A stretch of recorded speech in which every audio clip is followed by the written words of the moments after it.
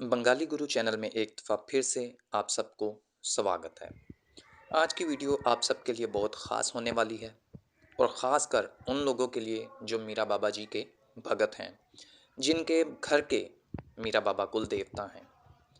हमें ईमेल्स पर, मैसेज पर, फेसबुक पर, यूट्यूब कमेंट्स में बाबा जी के बारे में बहुत से सवालात पूछे जाते हैं।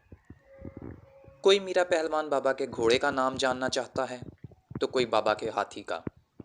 कोई उनकी अम्मा और अब्बा का नाम जानना चाहता है, तो कोई शिजराए नस्ब जानना चाहता है कि बाबा किस इमाम की लड़ी से हैं, कहाँ से आए, क्यों आए, उनके साथ क्या हुआ। कुछ तो सवाल यहाँ तक करते हैं कि उनका जनाजा किसने पढ़ाया, कौन शामिल हुआ, जो लश्कर, जो फौज बाबा की थी, उसका सिपा सलार कौन था और इसमें कितने लोग शामिल थे। कोई सवाल ये करता है कि बाबा की मंगेतर का नाम क्या था। कुछ भाइयों के सवाल ये होते हैं कि सिद्धू मस्जिद के नीचे 3 समाधियाँ किसकी हैं, उनके नाम क्या हैं।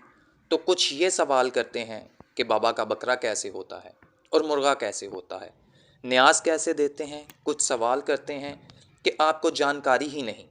मेरे भाइयों, मेरे दोस्तों, मेरे प्यारे अजीज़ों, ना तो हमें चैनल के द्वारे किसी तरह की माया का लोभ है और ना ही हम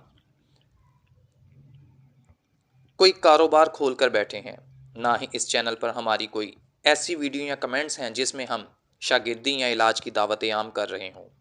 हमेशा से आप सबों को इस बात का बोला कि बिना गुरु कोई भी ज्ञान हासिल नहीं होता और गुरु की तलाश आप खुद करें और जिस भी शहर, गांव, मुल्क से हैं आप वहां करें, क्योंकि गुरु के दर्शन से आपके बहुत से काम सिद्ध होते हैं। आप लोगों से गुजारिश है कि सवालों में उलझ कर नास्तिक ना बने, बल्कि इस बात पर गौर करें कि बाबा को ज़िंदगी में कैसे उतारा जा सकता है, किस तरह से उनकी साधना, उनकी भक्ति करके उनकी कृपा को हासिल किया जा सकता है। वो तो ऐसी शक्ति हैं जो तमाम मज़ाहिब के लोगों के घर में मुख्तलिफ़ तरीक़ों से पूजे जाते हैं और सबकी पूजा विधि और न्यास के तरीके एक दूसरे से मुख्तलिफ़ हैं। फिर भी बाबा की करम नवाजी सब पर है। कोई इनको मीठे पर पूछता है तो कोई बकरे मुर्गे पर। कबूलियत करने वाले सरकार हैं। अगर वो फ़र्क नहीं करते हम सब में, तो हम कौन होते हैं इस बात का सर्टिफिकेट दें कि जो हमने कहा या जो ज्ञान हमारे पास है वो किसी और के पास नहीं। गुरु मुर्शिद का काम सबकी भलाई होता है ताकि उनको मुख्तलिफ़ सवालों में और मुश्किलात में ना डाला जाए।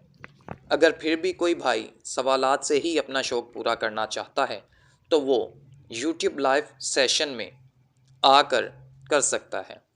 हम उसकी वीडियो को लाइव भी करेंगे और आप सबको मौका भी देंगे कि उस ज्ञानी भाई से सवालात करके अपने मन को शांत करें।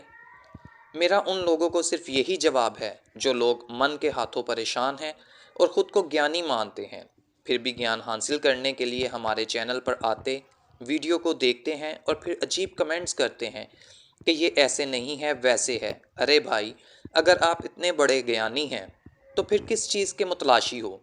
क्यों आपका मन यकसोई में नहीं है? अब क्या तलाश कर रहे हो? हमारा चैनल तो मालिक के प्यारों के लिए है। चले माना, हम मूर्ख तुम चतर से आने, हम बहस के लिए नहीं, ना ही हमारे पास इतना टाइम है। आप इस वीडियो के ज़रिए एक चिराग चिराग जलता हुआ देख रहे होंगे और इसको देखते हुए जो आपने महसूस किया या जो आपको चिराग में नज़र आए उसको अपने कमेंट्स में ज़रूर बताएं। वो कहते हैं ना, आपकी भक्ति का पता आपकी चिराग से चलता है। तो ये हमारे एक प्यारे मित्र की घर का चिराग है जो उसने बाबा के नाम से जलाया है और वो हमारे चैनल के साथ 2020 से जुड़े हैं और बाबा की रहमत उन पर है। आप भी सवालों से निकलकर बाबा के नाम का सिमरन करें, बाबा आप पर भी अपनी रहमत बनाएंगे।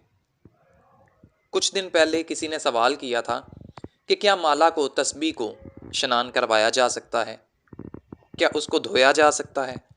बिल्कुल, आप उसको दूध में भिगोकर रख सकते हैं, सारी रात वो दूध में रहे और सुबह उसको दूध से निकाल कर आप साफ़ कर सकते हैं साफ़ कपड़े के साथ। और इस बात का ख्याल रखें कि उस दूध को किसी भी साफ़ जगह या घर में क्यारी या पौधे में डाल दें।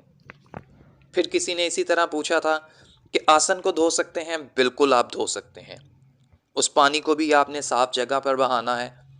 उसको तब धो सकते हैं जब आप चिल्ला तब नहीं धो सकते जब आप कोई चिल्ला कर रहे हों, या आप नवरात्रे काट रहे हों, या इसके अलावा कोई भी सिमरन जाप जो आपने मालिक के साथ एक वचन किया हो, या एक मन में ध्यान किया हो कि मैं ये 7 दिन करूँगा, या 12 दिन करूँगा, या 14 दिन करूँगा, या 21 दिन करूँगा, तब आप उसको नहीं धो सकते।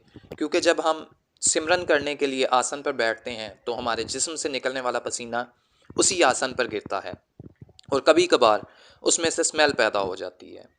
और कभी हम जब न्याज दे रहे हों तो हमारे खुद के ही हाथों से हमारा आसन थोड़ा मैला हो जाता है, तो इसलिए आप उस आसन को धो सकते हैं। कुछ लोगों का सवाल ये होता है कि हम अपनी माला को कहाँ रखें, क्योंकि कुछ भक्तों का मानना ये है कि मीरा बाबा अपने भगत की ही माला को, उसकी तस्बीह को चुरा ले जाते हैं। तो भाई बिल्कुल ऐसा नहीं है। आप उस माला को सिमरन करने के बाद, जाप करने के बाद अपने गले में भी डाल कर रख सकते हैं, या आप उस माला को जहाँ आपने बाबा का स्थान, मंदिर बनाया है आप वहाँ भी रख सकते हैं, या अपने मन की तसल्ली के लिए कोई एक खूबसूरत डिबिया लेकर उसमें भी रख सकते हैं। तो उम्मीद है कि आप सबको मेरी ये वीडियो पसंद आई होगी और आपको सीखने में कुछ मिला होगा। अगर ऐसा ही है तो कमेंट्स में अपनी राय ज़रूर दीजिए और इस वीडियो को लाइक करें, ताकि हम इसी तरह की भलाई की वीडियो आप सबके लिए लाते रहें।